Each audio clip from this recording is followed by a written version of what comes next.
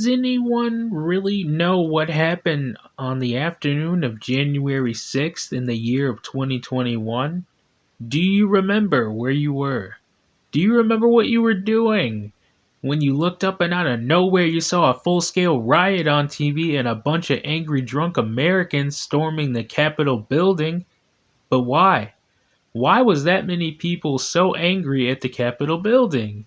The official story told by the media is that it was caused by Donald Trump winning the 2020 election and then inciting an angry mob to take back the country. They are now saying that more than 1,500 people have been arrested with a connection to the riot.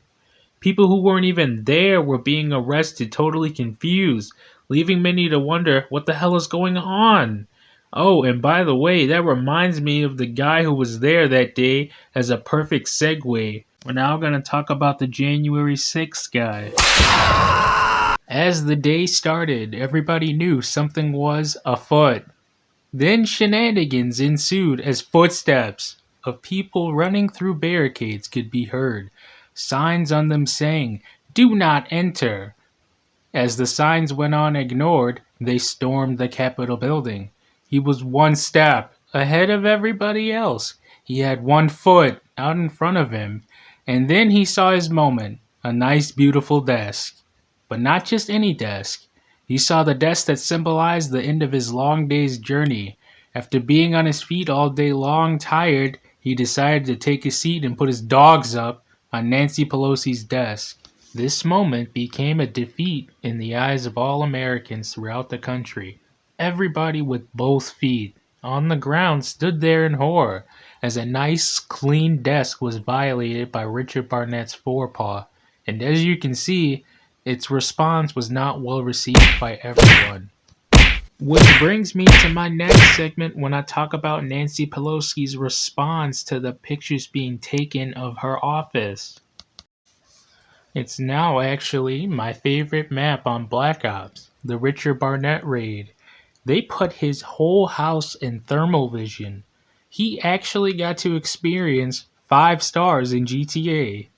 I heard from a trusted source that he had the FBI, the Secret Service, the Ice Cream Man, the Neighborhood Watch, the CTA, the next door neighbor, the police, security guards, the mailman, the neighbor's dog, and even Nancy Pelosi out there looking for this guy. They waited until he was in bed when he was about to close his eyes and go to sleep to wake him up with an AK-47 and the entire cast of SWAT Team, the movie. They had a gun in the face of everybody in the house, holding up a video of Mr. Barnett on repeat, putting his feet up at Nancy Pelosi's desk. That was only the beginning of his problems. They had already found him, meaning they had him handcuffed and they began searching for him again just to prove a point.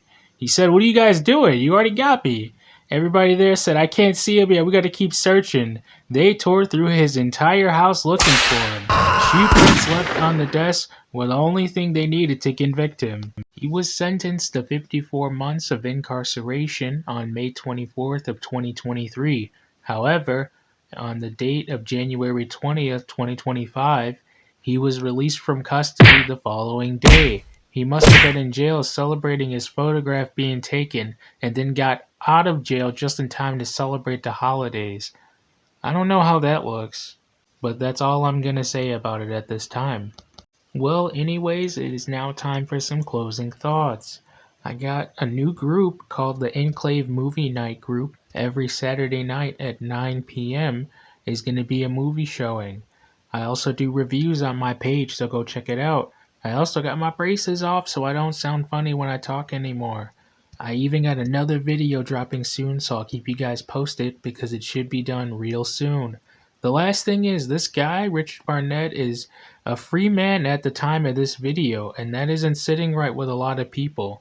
But he's at home relaxing now. Anyways, that's all for me. Stay to the next one. Peace!